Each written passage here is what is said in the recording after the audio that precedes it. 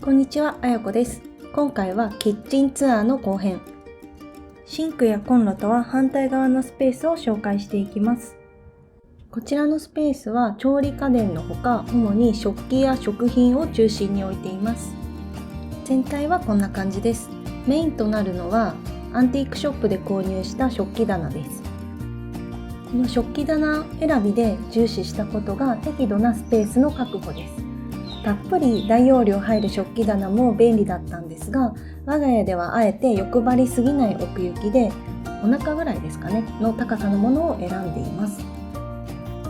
それは夫婦でキッチンに立つことが多いので、大人2人入ってもストレスなく作業できるように設計したかったためです。食器棚はアンティークショップで本当は上下の2段セットで売られていたんですが、お願いして下の段だけ譲ってもらい、天板を後からつけました。天板のサイズもこだわりで、元の食器棚の奥行きよりも数センチ大きく作っています。こうすることで少しでも台の上で作業するスペースが生まれるので、キッチン側の作業スペースが例えば包丁など使って埋まっている時も、ここでちょっとした作業をすることができます。主にコーヒーを入れたり、何か混ぜる時に使ったり、計量したりするのに役立っています。天板の上にはその他に家電や日常的に使うものを置いています。子供が使うガーゼやストロー、あとこの毎日飲んでる青パパイヤ酵素も置いています。青パパイヤ酵素なんですけど、これは2024年のベストバイでした。飲み始めてからなんか朝すっと起きれるようになった気がしています。夫婦で飲んでいます。ストローは適当な大きさにカットして、無印のアクリル製の容器に入れています。ガラス見えするところがお気に入りです。オーブンの横には鍋敷きや水切りマット、お皿としてもお盆としても使っているトレイを置いています。これらは無印のスチール仕切りスタンドに収納しています。シンク下収納でも紹介したスチロール仕切りスタンドと似ているんですが、こちらはしっかりと重さがあって安定感が抜群です。またオーブン横に置きたかったので、このスチール製のものにしました。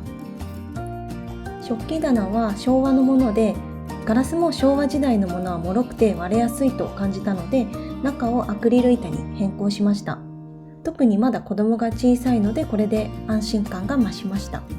食器棚の中は左側が食器類で、右側が飲料や食品系を入れています。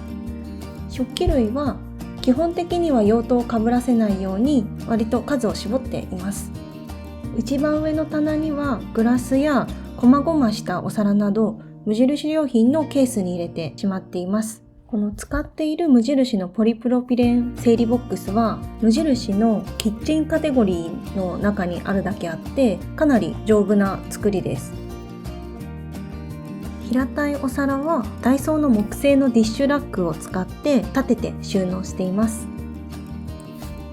毎日使う小皿はその手前に置いています。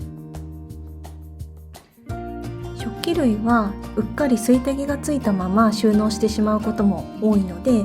こういった洗える素材のカゴで収納するのがおすすめです。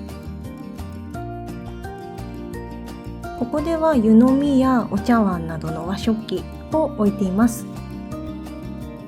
少し取り出しづらいのですが、右側の方にもお気に入りのガラスの片口とかデザート皿を置いています。どちらも作家さんのものです。右側のスペースの上段にはキッチンタオルやお茶関係のアイテムをまとめておいています。中段には無印良品のステンレスバスケットに食品のストック、主に未開封のものを入れています。バスケットを取り出さなくても収納しているものが見えるので、食品のダブり買いを防いだり食べ忘れを防止することができます。下段は備蓄用のレトルト食品がメインです。息子のレトルト食品はローリングストックしています。IKEA のバスケットには備蓄を入れています。このスペースだけで大丈夫と少し心配だったんですが、今時冷蔵庫にや冷凍庫にも食材があることが多いですし、そこまで頑張らなくてもこのぐらいのスペースがあれば十分1週間ぐらいは生き延びれるだけはありそうです。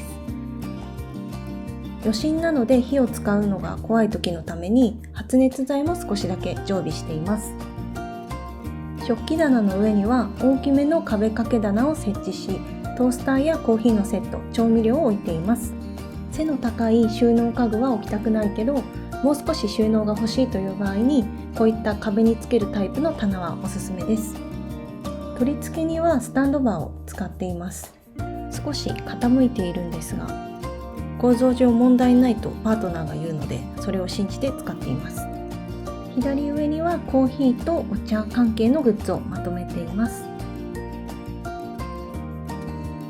コーヒーフィルターホルダーは夫が DIY して作りました。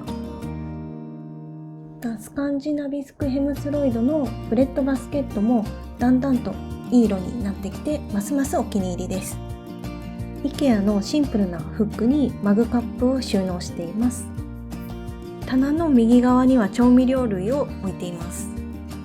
塩や砂糖を入れている容器は片手で蓋の開閉ができるもので、自分が好きなデザインのものをこだわって選びました。台の上に置けば片手だけで完結できるので、肉を触った手をいちいち洗ったりしなくていいので、すごく重宝しています。唐辛子とローリエはダイソーの保存容器に入れています。スパイスボトルはいくつかいろいろと試してきたんですが、今はニトリのこのスパイスボトルに収まっています。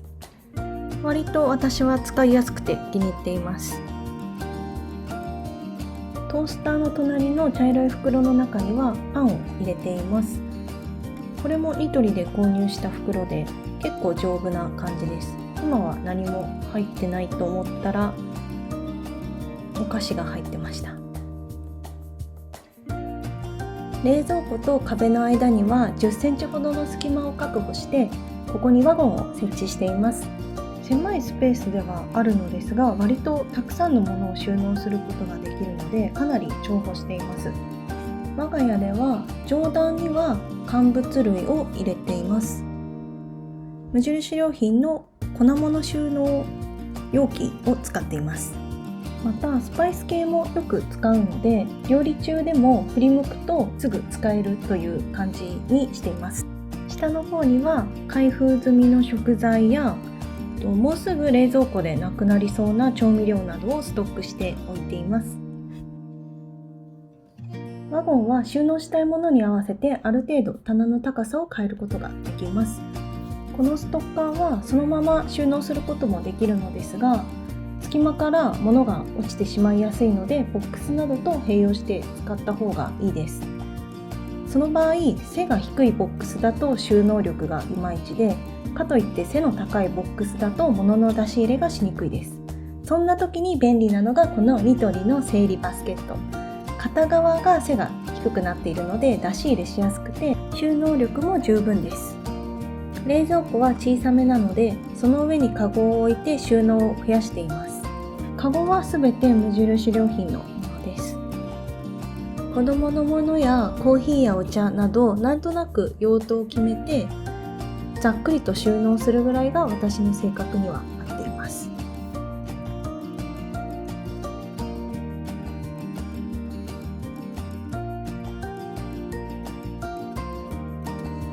冷蔵庫の奥側には台湾で購入したバスケットの中にお菓子類を入れています。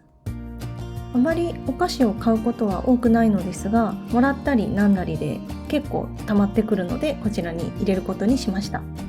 狭い賃貸では冷蔵庫横も貴重な収納スペースです。